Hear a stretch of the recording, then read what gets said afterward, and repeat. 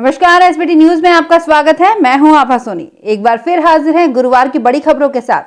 खबरों की शुरुआत करते हैं, लेकिन इससे पहले आप इस वीडियो को लाइक और शेयर जरूर करें। कोटा से सांसद और लोकसभा अध्यक्ष ओम बिरला ने कहा कि गेहूं की न्यूनतम समर्थन मूल्य पर खरीद का कोई लक्ष्य तय नहीं किया गया है, बल्कि देश भर के किसानों का संपूर्ण गेहूं सरकार खरीदेगी। कोविड-19 के संक्रमण व सोशल डिस्टेंसिंग की पालना के चलते खरीद की प्रक्रिया थोड़ी धीमी चल रही है। किसान धैर्य रखें, उनका पूरा गेहूं खरीदा जाएगा। राजस्थान में पश्चिमी विक्षोभ और हवाओं की दिशा बदलने के साथ मौसम बदल गया। प्रदेश के 20 से अधिक शहरों में बुधवार को तेज अंधड़ के साथ बारिश हुई। कहीं अंधड़ के दौरान पेड़ गिर गए तो कहीं टीन टप्पर उड़ गए। वहीं हवा और बारिश के बाद तापमान में गिरावट आ गई। शेखावटी के फतेहपुर क्षेत्र के ग्रामीण इलाकों में चने के आकार के ओले गिरे। कोटा में 40 किलोमीटर प्रति घंटे की रफ्तार से आंधी चली। सड़कों पर धूल का गुब्बार उड़ा, जिससे कई घरों के टीन टप्पर उड़ गए। पेड़ गिरने से कई वाहन दब गए। जयपुर के बजाज नगर और सदर थाना इलाके में कोरोना पॉजिटिव व्यक्ति के आ जाने के बाद कर्फ्यू लगा दिया गया है। पुलिस थाना बजाज नगर में गांधीनगर राजकीय आवास तथा थाना सदर में हसनपुरा लोको कॉलोनी के चिन्हित क्षेत्र में कर्फ्यू लागू किया गया है। उधर कर्फ्यू ग्रस्त क्षेत्रों में कमांडोज द्वारा जयपुर शहर में पैदल फ्लैग मार्च निकाला गया।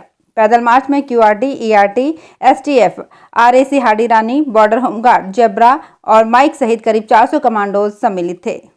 इधर राज्य के कई अन्य जिलों की तरह भीलवाड़ा में भी 2% किसान कल्याण फीस के विरोध में कृषि उपज मंडी के व्यापारियों ने अनिश्चितकालीन हड़ताल की घोषणा कर दी है। भीलवाड़ा खाद्यान्न व्यापार संघ के अध्यक्ष मुरली इनानी ने बताया कि सरकार ने 2% किसान कल्याण फीस नाम से नया कर लगाया, जिसका व्यापारियों ने विरोध किया। मंडी व्यापारी अनिश्चितकाल के लिए कारोबार बंद रखेंगे। गहलोत सरकार के परिवहन मंत्री प्रताप सिंह खाचरियावास ने कहा कि कोरोना संकट के समय देश की जनता भारी समस्याओं का सामना कर रही है। राशन का संकट पूरे देश के सामने है। ऐसे समय में जब महंगाई काबू से बाहर हो रही है, तब केंद्र सरकार ने जनता को राहत देने की बजाय पेट्रोल डीजल पर टैक्स बढ़ा दिया है, जबकि अंतर्राष्ट्रीय बाजार में क्रूड ऑयल के भाव सबसे नीचे स्तर पर हैं। जयपुर जिला कलेक्टर डॉक्टर जोगाराम ने बुधवार को जिला कलेक्ट्रेट भवन में स्थापित की गई ऑटोमेटिक सैनिटाइजर मशीन का लोकार्पण किया। उन्होंने इस मौके पर कहा कि ये मशीन जिला कलेक्ट्रेट स्टाफ के साथ ही लॉकडाउन के कारण बड़ी संख्या में पास बनवाने कलेक्ट्रेट के लिए आने वाले लोगों के लिए उपयोगी होगी। इस अवसर पर अतिरिक्त जिला कलेक्टर प्रथम श्री इकबाल खान भी मौजूद रहे। कोरोना संक्रमण को लेकर घोषित लॉकडाउन में देश के किसी भी कोने में फंसे लोगों की घर वापसी के लिए देश भर के राज्यों की सरकारों ने ऑनलाइन पंजीकरण करने के लिए लिंक जारी किए हैं। पंजीकरण करवाने के बाद राज्य सरकार उसे घर भेजने की व्यवस्था कर रही है। श्रीगंगानगर एडीएम सतर्कता अरविंद जाखड़ ने बताया कि किसी राज्य का व्यक्ति अगर दूसरे राज्य में फंसा है तो उसे उसी राज्य के ऑनलाइन लिंक पर क्लिक करेगा तो रजिस्ट्रेशन पेज खुल जाएगा। जिस राज्य में जाना है उस राज्य के लिंक पर भी रजिस्ट्रेशन करवा देने से दोनों राज्यों की सरकारें आपस में तालमेल करके उस व्यक्ति की घर वापसी का इंतजाम कर रही है। भीलवाड़ा के महात्मा गांधी चिकित्सालय में 1 माह से सभी मरीजों की निःशुल्क मिल रही डायलिसिस सुविधा अब बंद कर दी गई है। अब सामान्य श्रेणी के मरीजों से शुल्क लिया जाएगा।